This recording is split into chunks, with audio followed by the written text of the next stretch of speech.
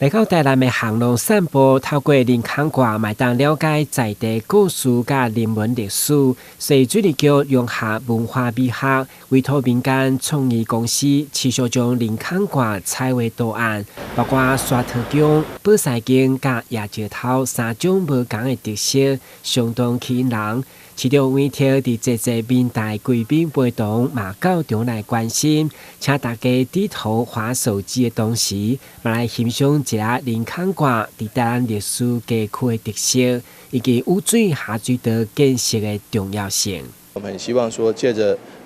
这个污水下水道人孔盖的一个重塑，能够让民众也好，让观光客也好，让地方的市民朋友们也好，都能够记起过去的历史，缅怀过去的